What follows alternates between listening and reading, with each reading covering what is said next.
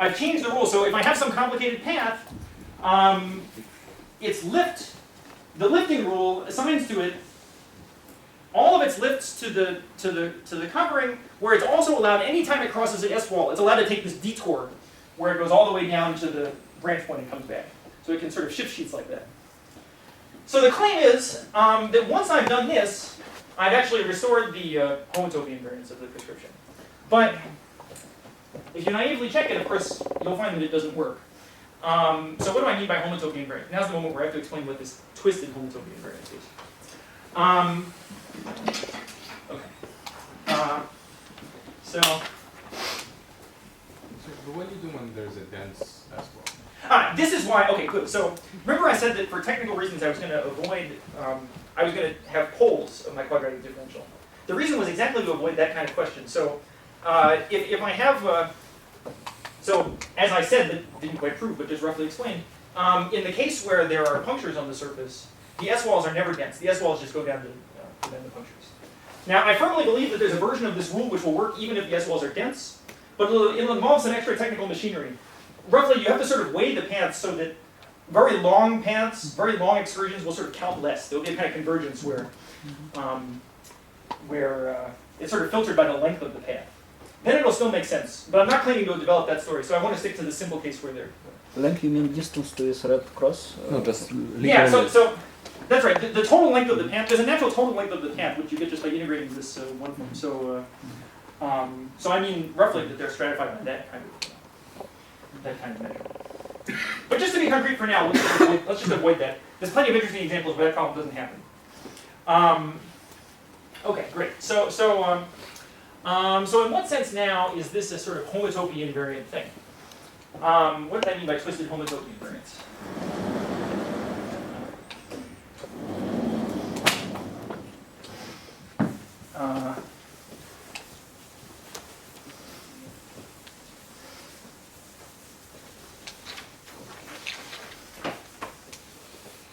So the claim is that the map L factors through twisted homotopy. And what I mean by twisted homotopy is that I don't exactly consider the homotopy classes of the paths themselves. What I do instead, and for simplicity, let me just say what I do for smooth paths. There's a way of souping this up, dealing with non-smooth paths. Class of the path. No, I'm just about to say what it means. It will not be quite the homotopy class of the path. So we consider, so for a smooth path P, so from now on I'm making the path be smooth. You can get away without this. For a smooth path P, I don't just look at the homotopy class of the path itself, but I look at the lift of the path to the unit tangent bundle of the curve. So you know, a smooth path has a natural tangent vector field attached to it. And so I can look at, so I don't care exactly about the, sorry, I'm nowhere vanishing tangent vector field. And so the path has a natural lift, so a smooth path P has a natural lift to C twiddle, which is just the unit tangent bundle of C. Or if you like, you know, the punctured tangent bundle modulo real rescalings, if you don't want to talk about a metric. I don't particularly care about the metric. And now what I'm interested in is the homotopy class of this lifted path rather than the homotopy class of the original path. So it makes a difference. So for example, if I have a path, if I have one path here and another path which is almost the same except that I tie a little knot in it somewhere, these two will have different homotopy class of the lift. Now, actually, all I want to use this for is to get a sign. So what I want to do is I want to declare. So I want to consider. Sorry, if I have this path P, and this path say P prime, I want to consider P and P prime to be the same, except that P prime has a minus sign. So I call P prime equals minus P. This one. Let me just write that. So if two paths P and P prime differ by Well, I guess, okay, so I guess the fancy way of saying it is, so we consider P to live in, so naively you would have said that it lived in sort of the path groupoid, the fundamental groupoid or whatever, just the space of all free paths on the curve. So I want it instead to live in the group ring of the fundamental groupoid of C twiddle, but modulo a relation. I don't really care about the whole lift. I'm just trying to keep track of the sign.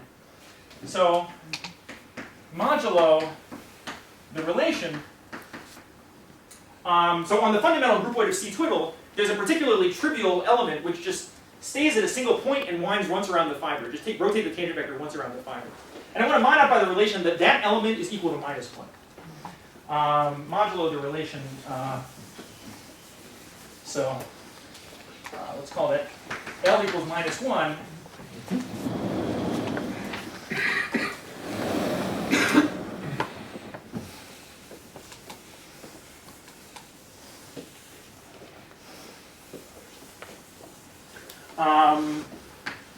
Where L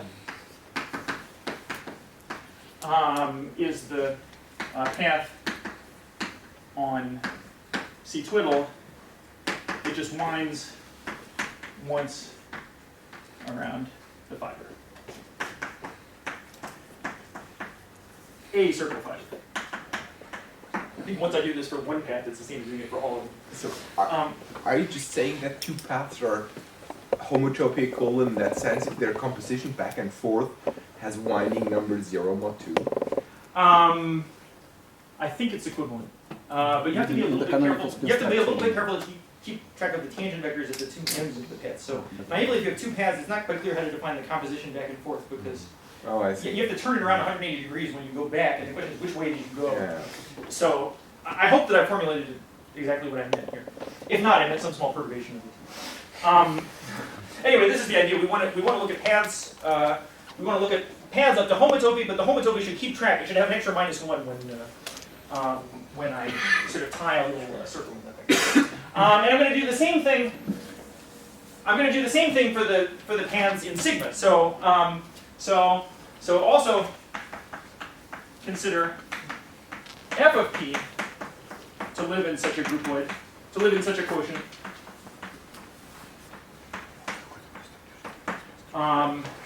Attached to sigma twiddle. In L of P. Oh, L of P, sorry. Right. So this is going to be a map not from the sort of fundamental group to fundamental to the group out of the fundamental group, but something a little bit twisted by signs. And the claim is that these signs exactly allow different things to cancel each other in just such a way that the thing will now be homotopy invariant. So let's see. So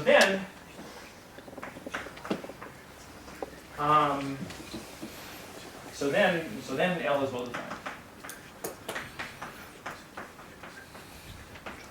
On this twisted homotopy.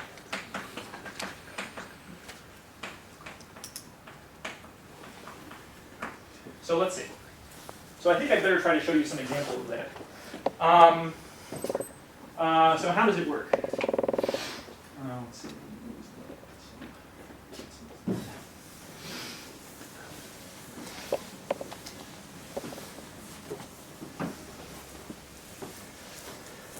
Can I ask a question? Yeah. If the S wall actually connected two zeros, is it obvious which way you turn along it? If connected, I said I'm working at a generic value of theta. I see. So I'm explicitly avoiding that kind of situation. Yeah, indeed, this prescription will not quite be continuous. So as I change the S-wall network, this prescription is going to jump a little bit, and those jumps are exactly the ones that are going to lead to the wall crossing formula. So no, that's a kind of singular situation that I don't quite define.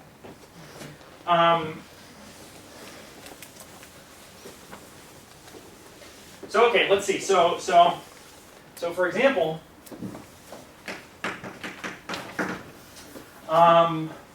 I guess the simplest thing to look at would be a situation like this, where I have an S-wall I have an S-wall here, and let's look at a path which just does this,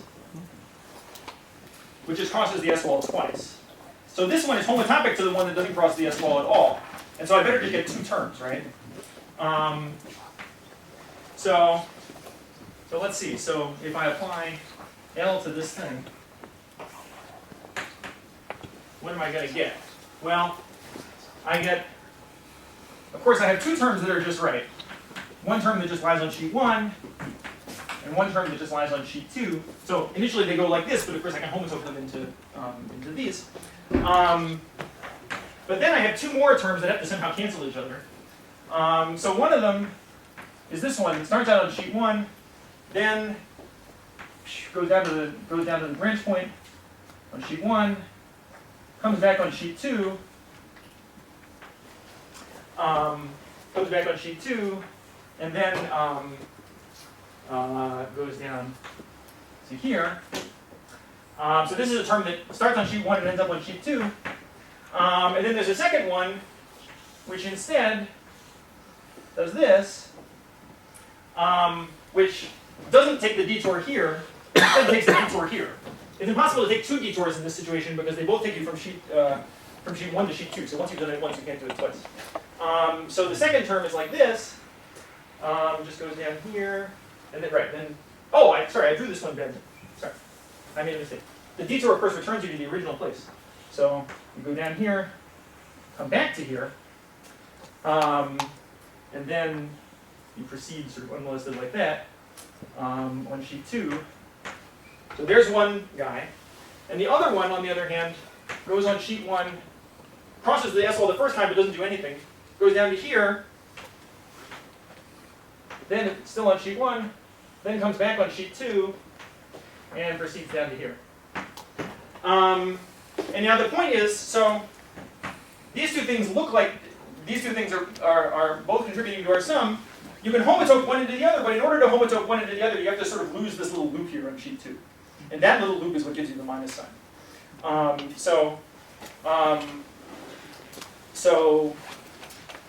yeah, I've drawn it a bit confusingly. This one's, to make it look more like the other one, I should have it going this way.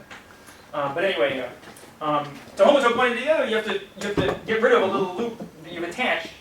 And so these two things have a relative minus sign. And so at least it passes this test of homotopy invariance. So now the more non-trivial thing is the homotopy invariance around a branch point. So what is the sum of the two again? So the sum of these two is just 0 because you can homotope one into the other, but in order to do so, you have to lose a unit of winding on this one. Because this one has a little loop, right? This sort of section of path on string 2, I could homotope it away, but there's a tiny loop there, so that loop contributes -1 to the winding. So in homotoping this one into this one, I get a relative minus sign. And so those two cancel each other, and I just get, oh yeah, so to finish, so this is just equal to this one in path 1, plus this one on sheet 2. And that's what it should have been for homotopy invariance, because here I just homotope this path into that one. Okay. So that's the sort of simplest example of how the machine works. But what's more non-trivial but also true is, so let's see, I'll just say this last thing and then I'll stop.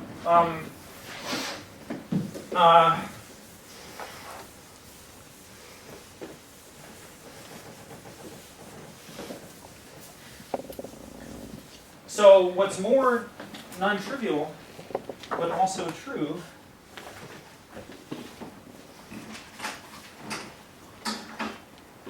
is, now suppose I look at a little loop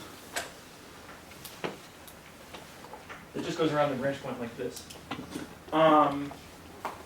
So this one should be homotopic to basically minus the sum of, should be equivalent to minus the sum of two trivial paths. Because if I just applied this rule, so this is sort of twisted homotopy invariant to twisted homotopy equivalent to minus a path that just sits at a single point. Minus because I did contract one circle here. After applying this operation L to it, it looks very non-obvious that that's going to work, right? This thing produces a whole bunch of terms from the various detours. Here I have, in fact, so if you apply L to this one, it turns out that you get 8 terms. Whereas here, you just have 2 terms, namely the lifts of this trivial path to the two sheets. So somehow these 8 terms have to be equivalent to 2 with a minus sign, but when you write out those 8 paths and check it, actually everything works. So this is really true. This is another thing you can do as an exercise. It takes a little longer, but you can definitely do it, or maybe I'll do it in the next one. So far maybe it's not clear why I want to do this, but I hope that what the construction is clear. There's some machine for taking paths on P and lifting them up to combinations of paths on sigma. And it's not quite homotopy invariant, but it's very close to being homotopy invariant. Sorry, L is a point, just right? Yeah, so here's the path. So sorry. So this was one path, and this was the path P prime. P prime is just the path that sits at the Or maybe you can draw just two small. I could draw a tiny, well, okay. I could draw a tiny loop, Yeah. and then the minus sign would be going. But yeah. Yeah, maybe that's clearer. Either way, so this is actually true. So what we've got so far, let me just summarize and say where we're going, why this helps prove the wall crossing formula.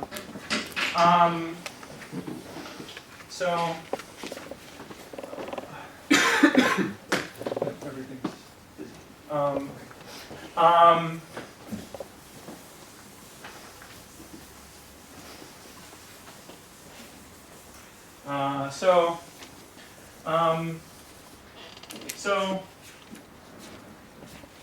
So now we have path lifting rule L, which depended on the data of a quadratic differential and an angle theta, because I used them to draw the S-wall network, to draw the S-walls. So now, and this rule at least has something to do with the objects in the Katsevich-Stokkelman formula. Namely, it has to do with paths on sigma, which is the right kind of objects to be looking at. We managed to produce something that involves paths on sigma. So now we ask the following question. So suppose I fixed some P, and we ask, how does L of P phi 2 theta depend on phi 2 theta? And in particular, for small deformations, it's sort of clear that nothing is going to happen, because for small deformations of phi 2 and theta, you saw the pictures before, the topology of the S-walls doesn't change, right? But there were some critical moments where the topology of the S-walls does change. And it's exactly in the situation where, well, the simplest example of the situation was a situation where 2 S-walls would cross each other. All right, so I first have this, and then I have this.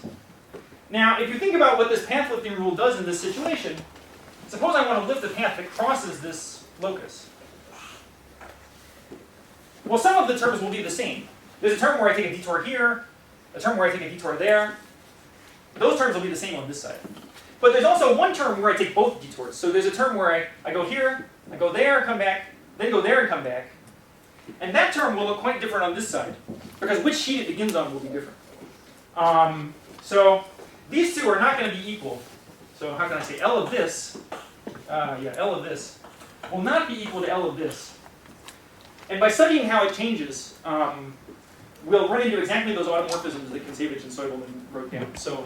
So our way of proving the wall crossing formula will be to study how this path lifting rule depends on. But you do in a group ring of pass algebra, much larger thing, yeah. Oh, good. So that's right. So a priori, I've done something much bigger. Yeah. This is part of some extended version of the wall crossing. That's right. So instead of this L, I could specialize a little bit. I could just consider lift of closed loops. It's kind of a bad thing to do, but I could do it. So I could just take closed loops, and then sort of take the trace of their lift. So yeah, maybe I can define that. That's a good place to stop. I'll define what the trace is.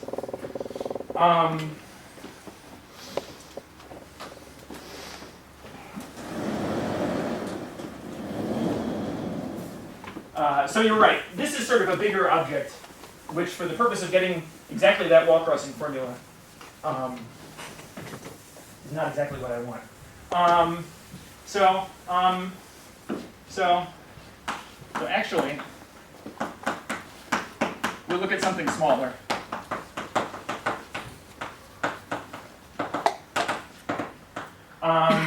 So suppose P is a closed set.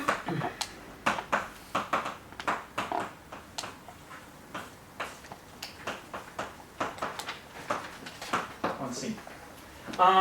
So then, L of P, well, what does L of P look like, right? So P was some closed path.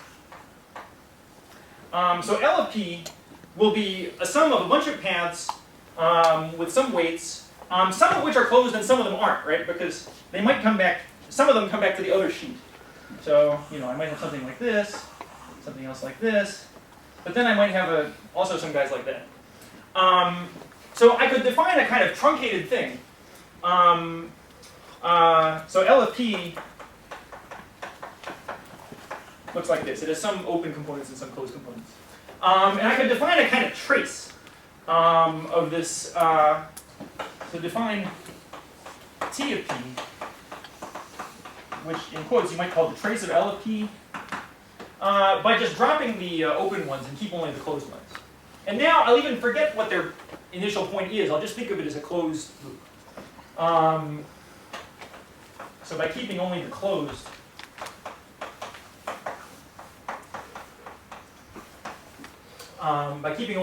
pieces in L of P.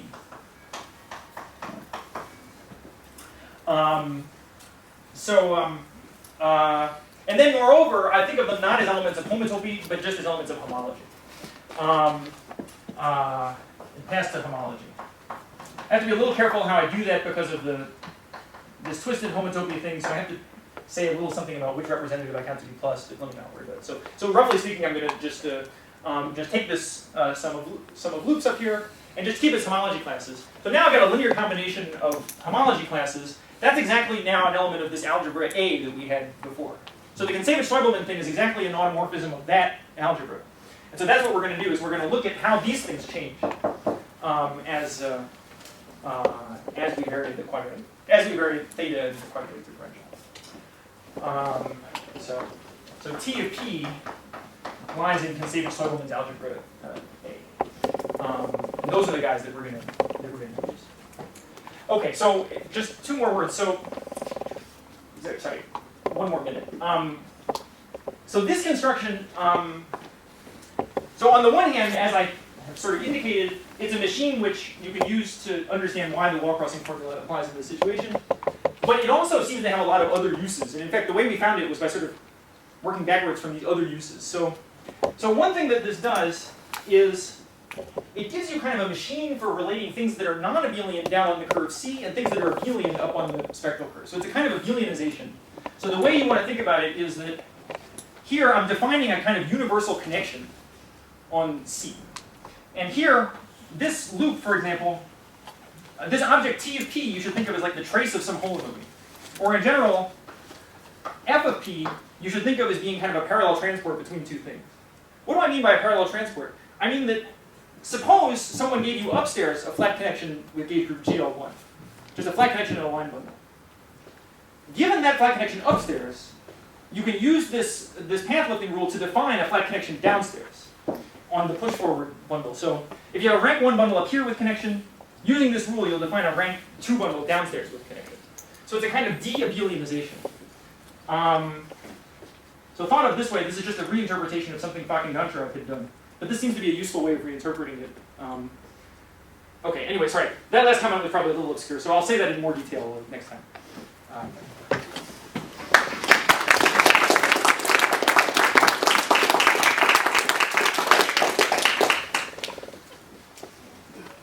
Questions?